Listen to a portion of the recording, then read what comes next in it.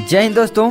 आज हम देखने वाले हैं गोस्वामी तुलसीदास जी का जीवन परिचय। ये आपके बोर्ड एग्जाम की दृष्टि से बहुत ही इंपॉर्टेंट है। साथ में हमने इसको अपनी भाषा में लिखा है, मतलब एकदम सिंपलीफाई करके लिखा है, एकदम सिंपल तरीके से। आपको एक बार में याद हो जाएगा अगर आप इस वीडियो को पूरा देख लेते हो।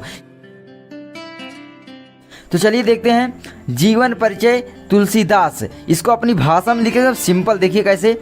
गोस्वामी तुलसीदास जी का जन्म सन 1532 ईस्वी को, ठीक है, या 1589 विक्रमी संवत को बांदा जिले के राजापुर नामक गांव में हुआ था।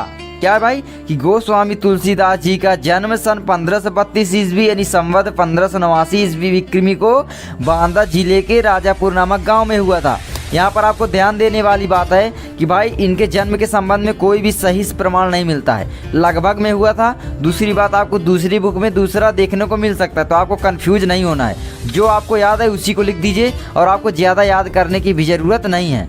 आगे देखिए, इनके पिता का नाम आत्माराम दुबे तथा माता का नाम हुलसी था। तो इनके पिता का क्या नाम था भाई? तो आत्माराम दुबे और माता का नाम हुलसी था।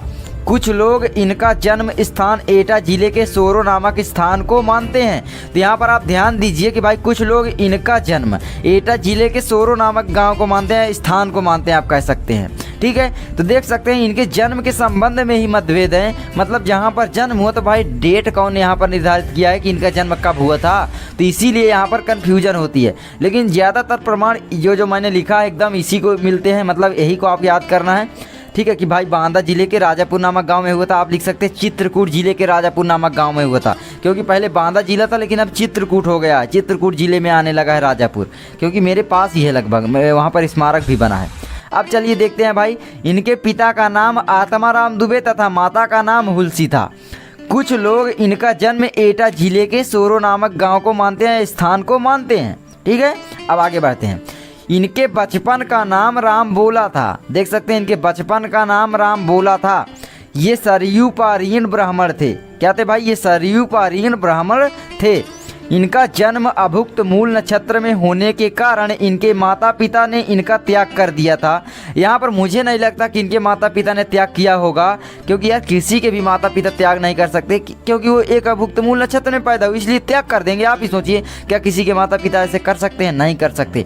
और दूसरी बात, इनके बचपन का नाम राम बोला कैसे पड़ गया अगर त्याग कर दिया था? तो मुझे लगता है इसमें भी कन्फ्यूजन है, लेकिन आप याद कर लीजिए। क्या करेंगे भाई, याद तो करना पड़ेगा। तो इनके बचपन का नाम राम बोला था। ये सरयू पारीण ब्राह्मण थे। इनका जन्म अभुक्त मूल नक्षत्र में होने के कारण इनके माता पिता ने इनका त्याग कर दिया था। इनके गुरु स्वामी नरहरि दास ने इनका पालन पोषण किया था। अब देखिए, मैंने एकदम शॉर्ट में लिखा है। अगर आप चाहें बड़ा करना चाहते हैं तो इसमें आप शामिल कर सकते हैं कि भाई इनका जन्म अभुक्त मूल नक्षत्र में पैदा होने के कारण इनके माता पिता द्वारा इनका त्याग कर दिया गया। फिर स्वामी नरहरि दास ने इनको उठा लिया और इनका पालन पोषण किया, इनको शिक्षा दी। तो बहुत सारी चीज़ें आप लिख सकते हैं। देखिए, मैंने एकदम एक लाइन से लिखा भाई ये चीज़ होगी तो उसके बाद क्या होगा, ये चीज़ होगी तो उसके बाद क्या होगा, एकदम इस तरह से मैंने लिखा है। देख सकते हैं, इधर उधर से नहीं है। देखिए अब क्या है भाई, इनके गुरु स्वामी नरहरि दास थे, आप लिख सकते हैं। ठीक है, अब देखिए क्या है। देखिए, इनके गुरु स्वामी नरहरि दास ने इनका पालन पोषण किया था। कहा जाता है कि इनके जन्म के समय ही 32 दांत मौजूद थे।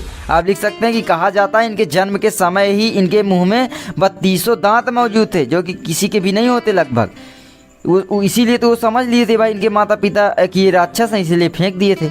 अब देखिए, इनका विवाह रत्नावली के साथ हुआ था। बहुत जगह लिखा हो तो इनका विवाह दीनबंधु पाठक की पुत्री रत्नावली के साथ हो गया था। तो देखिए, आपको ज़्यादा याद करने वाली ज़रूरत नहीं है, मेन चीज़ें याद करना, इसीलिए मैंने लिखा है। इतना अगर आप लिख देते हैं, कोई माई का लाल आपका नंबर नहीं काट सकता, 100% गारंटी है दोस्तों। तो इसके लिए आप लाइक कर दीजिए एक। अब चलिए देखते हैं। ये अपनी पत्नी के प्रेम में बहुत अनुरक्त रहते थे। देखिए, अपनी पत्नी से बहुत प्रेम करते थे, अपनी पत्नी के प्रेम में अनुरक्त रहते थे, मतलब प्रगाढ़ प्रेम था, आप कह सकते हैं। लेकिन जब प्रगाढ़ प्रेम होता है तो वहाँ पर फूट फायर भी होती है, और जब होती है तो बहुत ज़्यादा हो जाती है। इसीलिए हुआ, देखिए क्या हुआ कि भाई, लेकिन पत्नी के डांट के कारण इनके मन में वैराग्य उत्पन्न हो गया और ये काशी चले गए। अब यहाँ पर कहानी है बहुत सारी बड़ी, इसलिए मैंने एकदम शॉर्ट कर दिया कि भाई मैं बता देता हूँ आपको कि भाई इनकी पत्नी एक बार बिना बताए मायके चली गई, जिसके कारण ये अपने प्रेम आतुर तुलसीदास अपनी पत्नी के मायके अपनी पत्नी के गांव जा पहुँचे। वहाँ पर इनकी पत्नी ने ऐसा कृत्य करने के लिए बहुत डांटा, जिसके कारण इनके मन में वैराग्य उत्पन्न हो गया और ये काशी चले गए। इस तरह भी लिख सकते हैं आप। तो यार कुछ भी हो सकता है लिखने का तरीका, लेकिन आप पॉइंट याद कीजिए, हेड टू हेड याद कर लीजिए, पॉइंट याद कर लीजिए।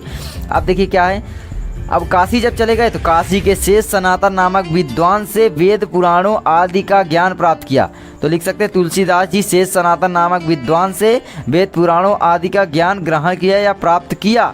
तो यार कुछ भी लिख सकते हैं। आगे है, इनका जीवन काशी अयोध्या और चित्रकूट में अधिक व्यतीत हुआ। क्या हुआ भाई, इनका जीवन काशी अयोध्या चित्रकूट में अधिक व्यतीत हुआ। देखिए इन्होंने श्री रामचरितमानस जो एक महाकाव्य लिखा है, आप जानते होंगे उत्तर प्रदेश में उसे गाया जाता है, 24 घंटे में पूर्ण होती है।